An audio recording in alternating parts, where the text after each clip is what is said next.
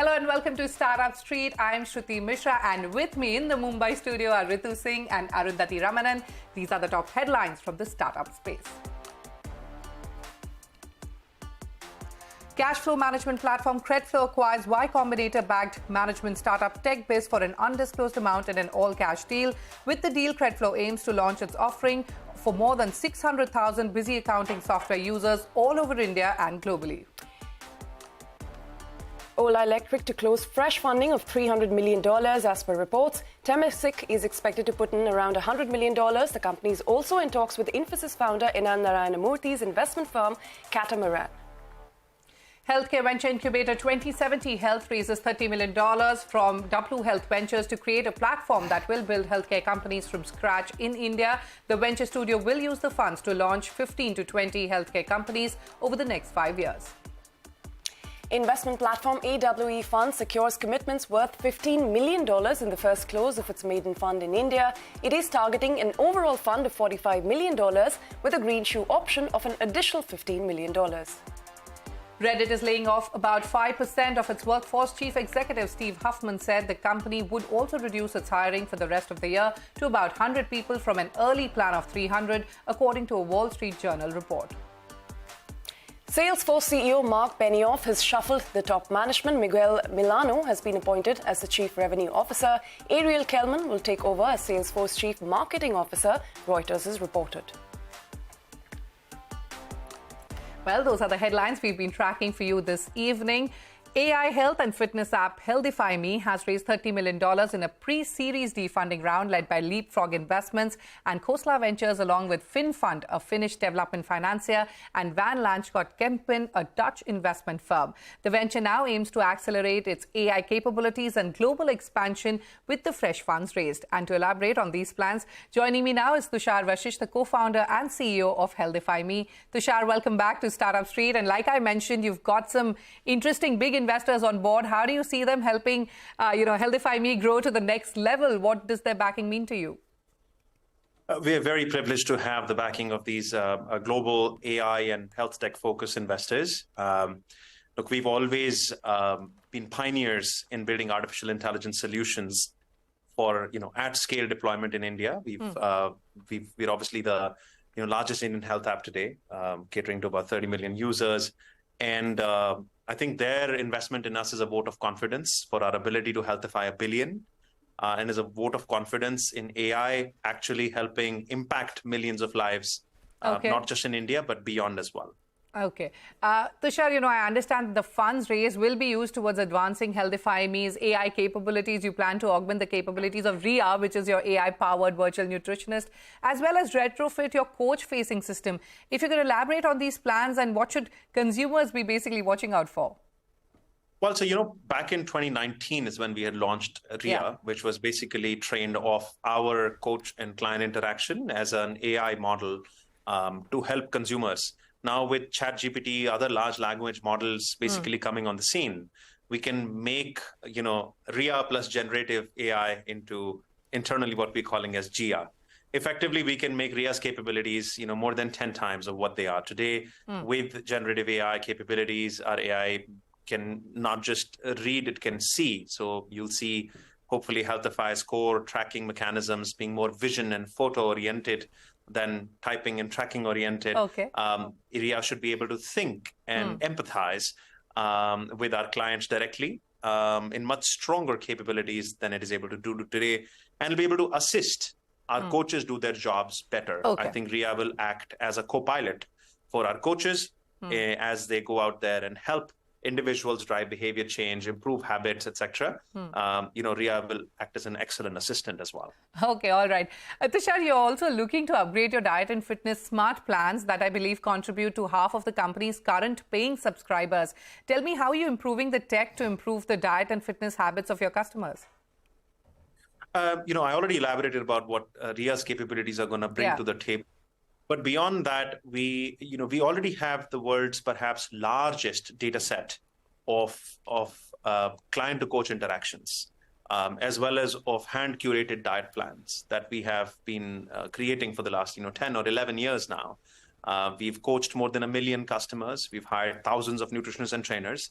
And utilizing all of that data, we can fine-tune a lot of the large language models that exist today to basically perhaps create the finest diet plans and fitness plans that can be done. All right, let's talk about your expansion plans. Approximately 20% of HealthifyMe's revenue stem from international markets. First, tell me, what are your top markets, and then what is the revenue mix you're seeing from domestic and international? Yeah, you're right. I mean, to look today, majority we're an India-dominant company, right? But yes, 20-25% are coming from outside markets as well. North America, Southeast Asia end up being two large markets for us, from both non-resident Indians as well as from local population sets in Southeast Asia. I think with generative AI capabilities, the lines and boundaries between cultures and languages are going to get blurred. We do believe that our nutritionists and trainers, armed with capabilities of OpenAI and large language models, can actually coach the whole world. And we do expect us to be basically the world's nutrition and fitness provider with these models. And looking forward to Healthify, not just India, but the whole world. All right. Like I mentioned earlier, you're also looking at geographical expansion. What new markets are you eyeing, and what is your global playbook? How are you looking at addressing the peculiarities of each market? Look, North America, the Middle East, and the United Kingdom are very interesting and exciting for us. I think these are markets that have large population sets, people who are suffering from metabolic syndrome, from obesity, diabetes, hypertension, as well as are requiring, in my opinion, a low cost and a highly effective solution, which doesn't exist today. With AI, we are able to offer our services at about 1/10 of the price point that local providers can, and are probably twice as more effective. So we're excited about taking our AI and coaching capabilities to those markets. All right. Tushar, like you mentioned earlier in the interview, you have a current user base of over 30 million, and you're aiming to achieve $50 million in annual recurring revenue in the upcoming months. What makes you bullish, and what is the road to profitability looking like? Well, India actually has continuously been becoming more and more profitable.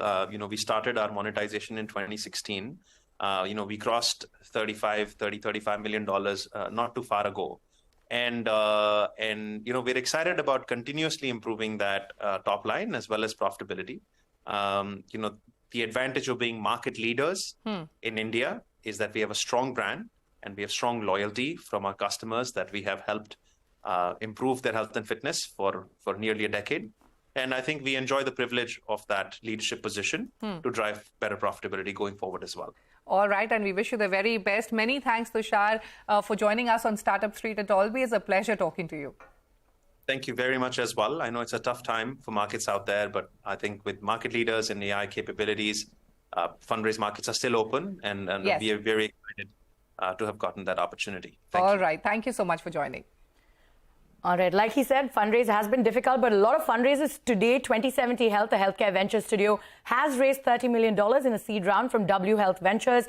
The firm aims to create a unique platform that will build healthcare companies from scratch to make high-quality healthcare more accessible and affordable in the country.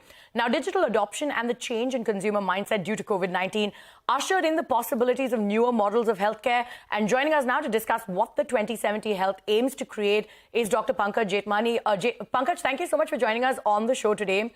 There are a whole host of areas in healthcare with large unmet needs. So what is the pain point that you are trying to solve? Thank you. Thank you for having me here. Look, I think the pain point we're trying to solve is building in healthcare is hard.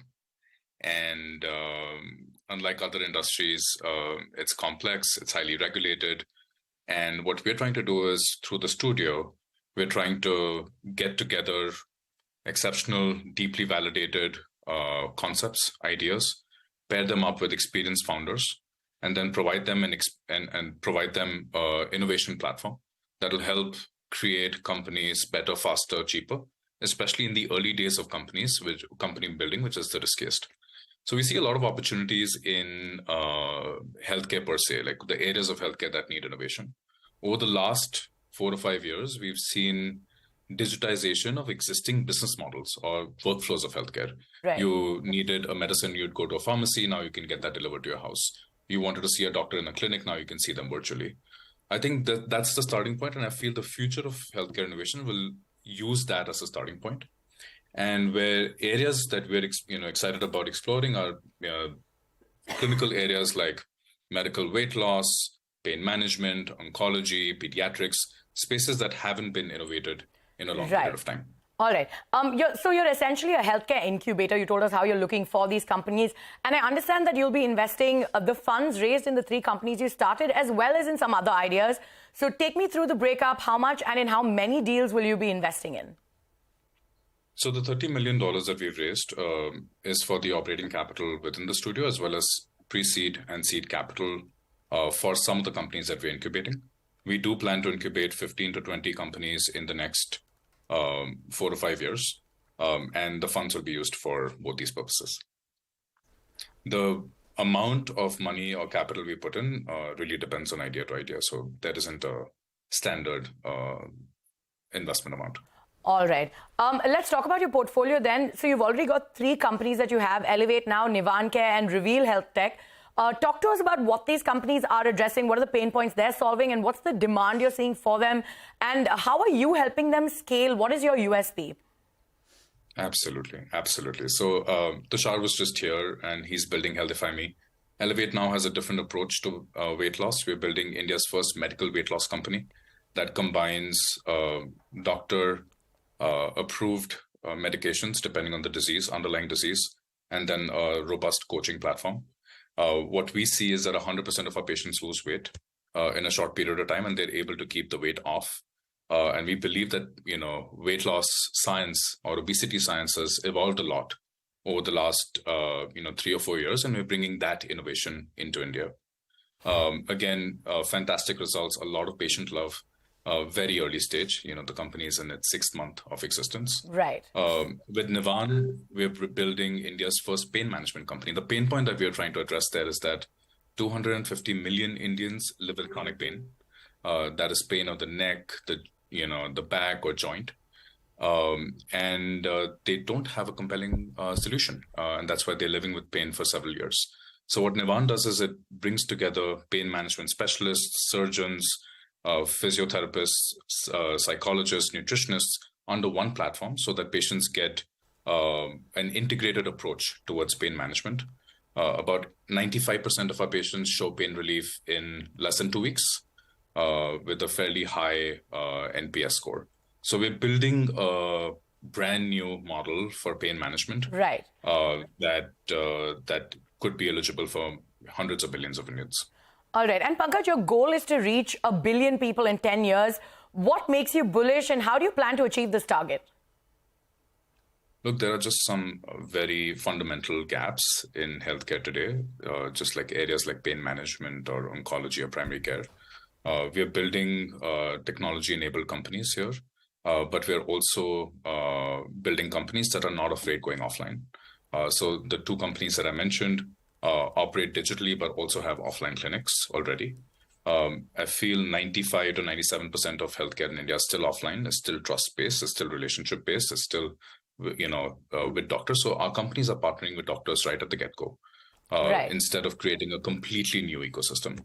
So lots of gaps, lots of opportunities, founders who want to build and are very passionate towards almost like nation building through building in healthcare that we're partnering with. And so very bullish about building companies, not only for the top 5 or 10% of India, but for all of India. All right. So building companies there for all of India there. All right, Pankaj, we're completely out of time, but thank you so much for joining us on the show today. Absolutely. My pleasure. Thank you so much for having me. On that note, it is time for us to head into a short break. But coming up, cloud lending startup Lentra bags $27 million. What's the growth blueprint? We find out on the other side.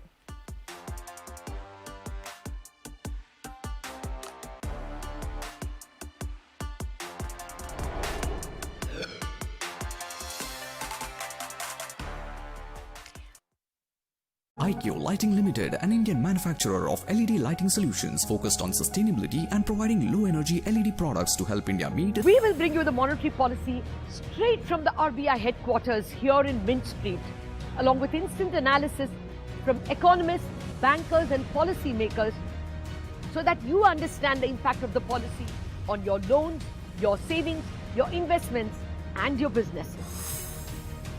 The RBI monetary policy at these times on CNBC-TV18.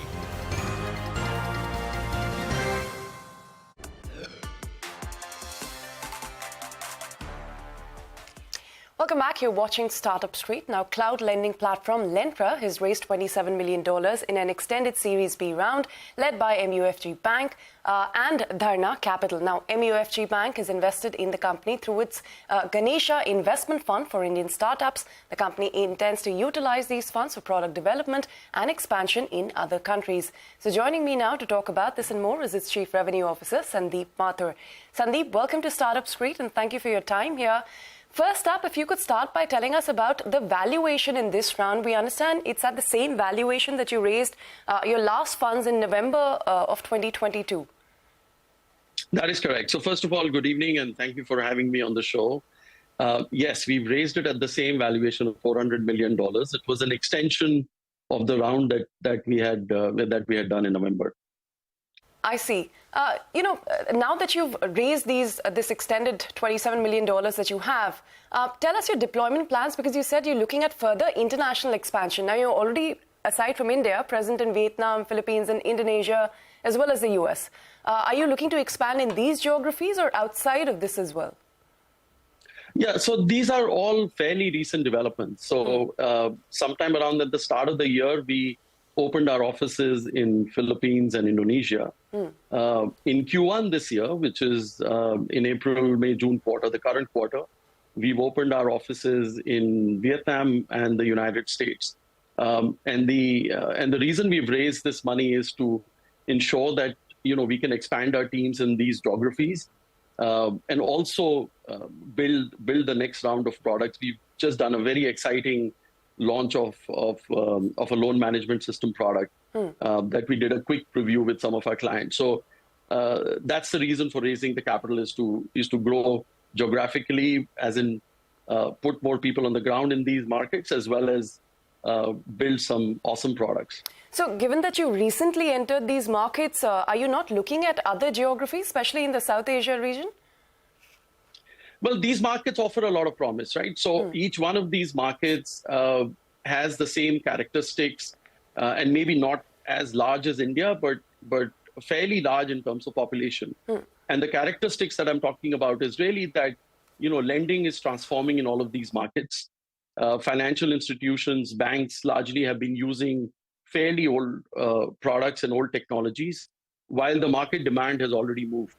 And what we are bringing to India is what we want to take to these markets as well, which is rapid transformation by deploying our products and solutions very quickly, so that the leading financial institutions can cater to their customer demand on the credit side, and do it with modern technology, modern rails, cloud lending platform. We are already #1 cloud lending platform in India. We want to be #1 in these markets, all right. and also provide great decisioning platform so that accurate decisioning can happen in rapid time.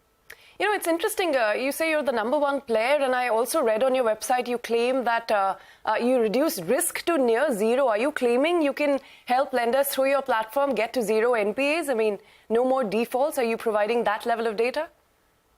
Well, we are providing a lot of data. I don't think anybody can claim that they can do zero you said NPAs. risk-free. That would be nirvana. That would be nirvana. But what we do provide is a platform which enables you to rapidly change your credit systems. So one of the things that has mired the platforms as a whole and in the industry has been that the credit risk officers, if they want to change credit policies, it's not very easy to do that in the current systems. Sure. It takes time. You have to come up with a business requirement document. You got to go to system integrators, would then take time. Okay. So as your market is moving rapidly, how do you change your risk profile as you're learning new things? We allow for a system where the credit risk officers can actually change very quickly, start using AI technologies, start using machine learning algorithms, and look at cause and effect, right? So you can experiment with a few ideas, experiment with that, and therefore all of that should lead to reduction in NPAs and accurate decisioning. Yeah. I wanted to get to one bit of your statement which said that MUFG is going to help Lentra explore synergies within the group, including with its strategic partner banks in Southeast Asia. What are these synergies exactly? Could you tell us about this? Well, so MUFG is, of course, a very, very large player in the banking industry. And some of the conversations that we've had with them is around the fact that how can we help some of the partner banks that they've invested in or they have shareholding in. And so the idea would be that we work with some of these banks and financial institutions which are a part of the MUFG group, and also offer them Lentra solutions. So that's the synergistic value here. Okay, quickly before we wrap up, Sandeep, you have about 60 plus institutions you're serving and about $27 billion of loans on your platform. Give us your near to medium term targets for both. Well, so we have been doubling at the rate of about 10 months. So every 10 months as a company, we are doubling the revenues. We expect that trend to continue, in fact, that to accelerate. And our near-term goal is that, we should hit $60 million of ARR by the end of this fiscal year, March 23, and get to 250 over the next 3 to 4 years. So we are on a rapid expansion path, which is why, raise the capital, go to all these markets, because it's a very exciting time for us. Clients are accepting our technology, are deploying our technology at a pace we've not seen before. Right. And which is the need for expansion, therefore. All right, Sandeep, we'll leave it at that. Thanks very much for your time here on CNBC-TV18. It was a pleasure speaking with you. Likewise. Thank you for having me. All right, with that, it's a wrap on this edition of Startup Street. Many thanks for watching. It's a goodbye from Arundhati, Ritu and me, Shruti. More news and updates continue on the other side. Stay tuned.